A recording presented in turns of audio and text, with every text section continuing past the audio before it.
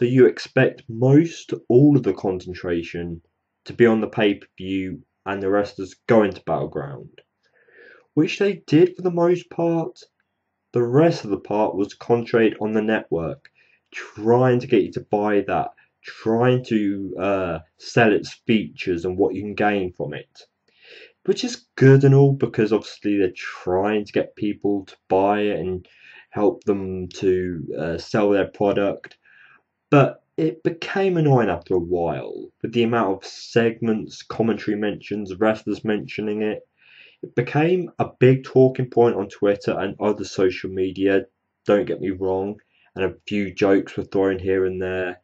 But it did become annoying.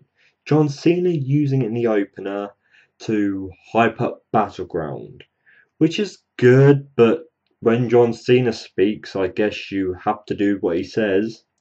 Roman Reigns eventually comes out, and they need to team together. They need to be strong before eventually John Cena was teasing a possible match for Reigns to possibly become champion. And that's them talking. And Ambrose, the third member to join Reigns and Cena in the main event, was cutting a promo saying how we're going to screw the Authority. But the Authority attack and remove Ambrose from Raw. This attack was pretty good. At first I thought this was the Authority showing that they're strong, they're sticking together. But the possible teaser breakup comes later in the night. So Ambrose is removed from the main event, probably giving him until SmackDown or beyond to be more ready to face Seth Rollins in their confirmed match at the pay-per-view. First match of the night was actually The Miz, the Awesome One, defeating the United States Champion Sheamus. A bit of an unexpected win, but I guess Miz's good luck charm was his face being on the Titantron screen. Maybe he should continue doing that if it's going to help him to gain wins in the WWE again. But to pick up a win over Sheamus, a champion in the WWE, a guy who could quite easily possibly win at Battleground in the Battle Royal to become the United States Champion and the Intercontinental Champion. I don't think that'll be a bad idea. Yes, fans are not going to be heavily rooting for Sheamus to win, but at least we'd have both mid-card championships on one guy leading to SummerSlam, where whoever the feud is going to be for both mid-card championships. The actual real surprise for me came when Stephanie McMahon kissed Triple H and Triple H kissed back. Stephanie said she loves Triple H. Hold your horses, WWE. When did this happen? Couldn't we have got teasers that Stephanie and Triple H were actually together, actually in a relationship? This surprised me. This really did. I bashed the WWE for continuing the love triangle to the love square storyline, but at least this week they did something right with it. They had both Fandango and Ziggler getting distracted by Layla and Summer Rae dancing quite beautifully on the announce table, compared to last week when Ziggler got distracted by Fandango dancing. That would not happen, no. Why would Ziggler get distracted by Fandango dancing? As long as the WWE don't make Layla and Summer Rae a tag team, because Diva tag teams need to stop, I'll be okay with that. Ziggler picks up a win here, which is good. More wins for Ziggler the better. As for Fandango, I honestly don't really care. Just feed all this to Ziggler, which it looks like they are, because unless it's a jealousy storyline trying to make Fandango jealous for either Layla or Summer Rae to join back with Fandango, please don't. We have both divas with Ziggler now. Ziggler seems to be quite catchy when it comes to divas. And just when he was with Vicky, he started to build his way up a bit. Is the same thing going to happen here? Just because Ziggler's got divas by his side again, he's getting pushed again. There's been reports on the internet that the WWE and the WWE producers are unhappy with Adam Rose, his gimmick, his character, but he manages to make it to a Raw segment this week. Him and Damien Sandow were involved in this, in my opinion, stupid fast food Sonic promo thing, and I think it's a real shame. Adam Rose needs to possibly go off and reinvent his character a bit like Johnny Curtis did to become Fandango. Just something to possibly make him work better than he is now, even though Fandango's not really working, but just do something to his character. As for Sandow, I say this over and over again. He needs to be knocked out by a bigger guy, possibly go off for a couple of months, come back as a frustrated heel with his great promo work, and build his way back up. Because things like this are not what we really want to see from a guy like Damien Sandow. I'm sure many fans like myself get annoyed with the WWE when they give us the same match each and every week with just a tweaked finish, a tweaked outcome. This week you had the Usos coming down to the ring only for the Wyatt family to knock them out, beat them down, no match. Brilliant work, the WWE. I think simple things like this, especially with a heel tag team like the Wyatt family, should be done more often. The Wyatt shouldn't really care about winning unless it's for the championship or a pay-per-view match. So this, I think, was brilliant work. It's made the heels look better going into BattleGround. I'm just hoping at BattleGround or possibly a bigger match at SummerSlam, the Wyatt families do become the tag team champions. But the Rusev, Lana, Coulter and Swagger segment, I really found this not good at all. You have the whole Russian talk, the American talk. Yes, Swagger sounds like he's over, or maybe we the people are more than Swagger himself. I'm sure anyone could say we the people and get big loud chants. So after the talk of Lana and eventually Rusev, Coulter talking, they got to a little fight between Swagger and Rusev. Swagger came out on top as Rusev had to flee the ring. The WWE or this segment trying to make Swagger look like a big deal, like he's going to be the guy to take down Rusev. I really didn't feel that. I didn't really feel that, oh yeah, Swagger's going to be the guy to do it. Swagger is not really the guy to bring down other guys. If he was in the ring with a Big Show or a Mark Henry, I'd believe it more.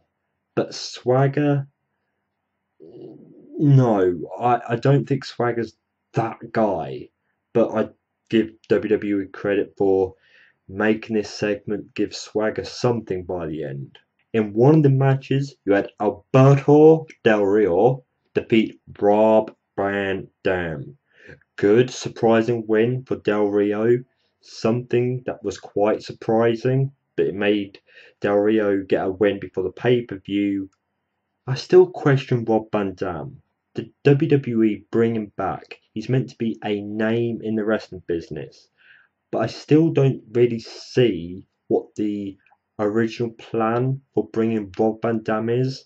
He's not really had an ongoing story. He's just been jumping from wrestler to wrestler to wrestler. And I'm not saying his part in matches like this is bad, but it still makes me think, why bring him back if he's not really got a proper storyline to go into? So the chance of Brie Bella versus Stephanie McMahon or Nikki versus Stephanie McMahon at a later pay-per-view is still being teased. with Stephanie still trying to go against Nikki, trying to pinpoint her as a target, like on Raw when she had Cameron and Box going in what was meant to be a tag match, became a handicap match and lost. I'm still thinking there's going to be a bigger storyline. Maybe Nikki versus Steph, and if Nikki wins, Brie gets a job back. But if Nikki loses, she's fired. It's not the most exciting of Divas storylines. Like, if it was Stephanie versus AJ back in the day, that would have possibly been a bigger match. The date 7/14/14 was being teased quite a bit on Twitter and social media by the Stinger, leaving us wondering, is this when he makes an appearance on WWE TV? Is this when he comes in and announces what match he's going in?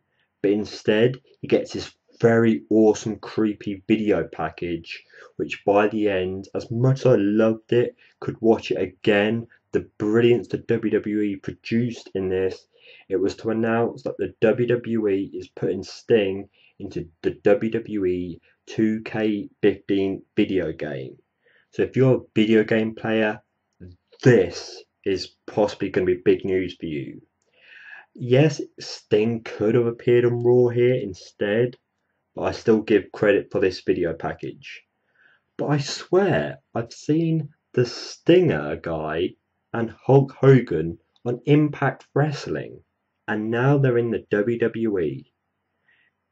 Fair trade, because TNA have been taking a lot of ex-WWE talent. Big E, with his newfound friend Kofi Kingston by his side, defeats Cesaro.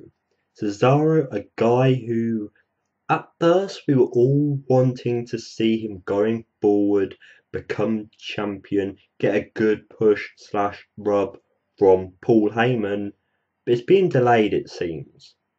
But Paul Heyman wasn't meant to be on Raw tonight, leaving us wondering, is he really fired? Did he really quit? Where is he? But I'll give you more my thoughts in a later segment when Paul Heyman actually does make an appearance on Raw.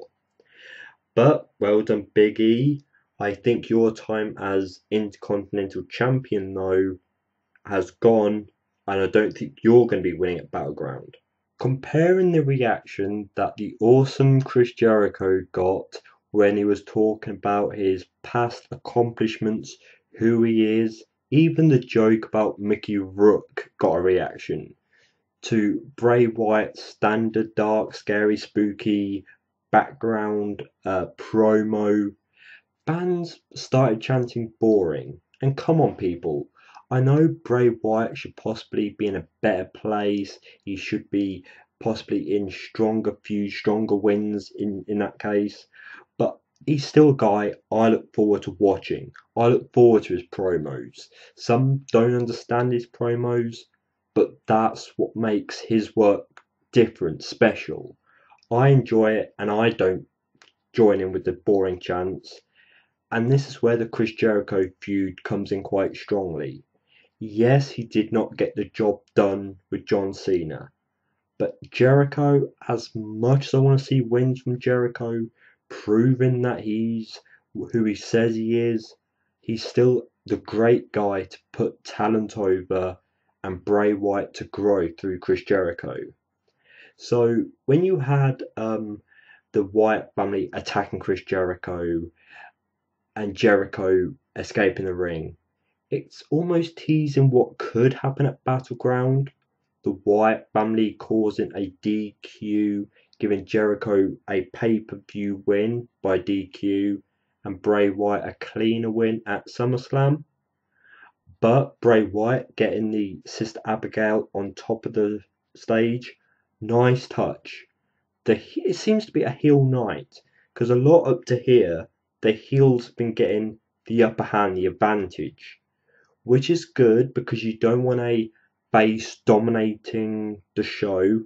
So things like this, nice steady build to the pay-per-view, to the growth of Bray Wyatt, hopefully. AJ defeats a Diva who seems to have rushed to the main roster because she's not really had a storyline, proper matches, and that's Eva Marie. But after the match, you have this friendship, respect thing going on as AJ sits on the announce table having a little chit chat with her newfound best friend, Paige. And even though the commentators, or especially JBL, knew straight away this is bull, this is just lightening the blow, and then at BattleGround, possibly beyond, they're going to rip each other to shreds. I look forward to an actual match between Paige and AJ. I think with their styles in the ring, them two being complemented divas, I'm expecting a good match. AJ to retain and something to be built up to SummerSlam. Bo Dallas defeated the Great Khali, and throughout the whole match, I was chanting, Bo, go for the legs, go for the legs. Following the attack on Ambrose earlier in the show, you expected the Authority to be stronger than ever. But later in the night, you have Orton complaining to the Authority about Kane, Kane complaining to the Authority about Orton. Kane's been labelled as a pawn, but then Triple H is telling Kane to do what's needed to get the job done, to bring the championship back to the Authority. If this was the old Kane, he'd be setting people on fire, using heavy weaponage to hurt someone, electrocuting someone's balls. But because it's not that Kane anymore, as much as fans may want to see that Kane back, it's gone, it's done. And it's sad for me to admit, but it's true. So I'm not expecting much like that from Kane. Then you had Heyman coming in saying, if you need option C, no, I'm here. I'm not fired, I've just been sorting some things out. And this is where the question comes in. Plan B, which the Authority have been teased, could be Batista. Batista could step in and be the secret involvement of Evolution / the Authority still. Option C could be, or most likely is, Brock Lesnar. Or maybe plan B is Brock Lesnar, and this was just the WWE's way of swerving us, making us think the Authority and Paul Heyman are not working together for BattleGround and beyond. Ric Flair's involvement in Raw was disappointing. He's only really there to say his boy John Cena is going to win at BattleGround. Ric Flair should be annoyed with the Authority because look how many times John Cena's won the championship compared to wrestlers back in the day when the championship was held longer by wrestlers. The wrestlers didn't have so many title runs so close together. I just don't really buy into Ric Flair bowing down to Cena. Cena teasing to give the championship to Ric Flair would be good. It would have been nice if they had one championship and Ric Flair, the 16-time world champion, could have left with that one. But it still does not take the fact away that John Cena is more than likely going to pass Ric Flair. The likelihood of, when the faces are down, they overcome the odds, especially when you've got John Cena and Roman Reigns. You have Seth Rollins eventually getting a knee injury, which left Kane and Orton to get themselves DQ'd by stomping and beating down Roman Reigns. And then in comes Superman John Cena. Didn't you see when he came down with his entrance theme, the way he was holding out the 2 championships over his arms? It was like a championship cape. That's what I'm going to call it. John Cena's Superman Championship cape. And John Cena saved Roman Reigns only to get accidentally speared by Roman Reigns later. With John Cena down at this moment in time, Roman Reigns down by Orton, you have Orton RKOing Kane, possibly showing that end it goes at BattleGround. You have Roman Reigns getting up to finish yet another Raw. I know Roman Reigns is the future, but the amount of time he finishes Raw, possibly too many times. I don't see what was wrong with Kane finishing Raw a few weeks ago, Orton finishing this Raw. But no, the emphasis is all going on Reigns. Say he is the future. Say that he needs to be looking like the most powerful guy going forward.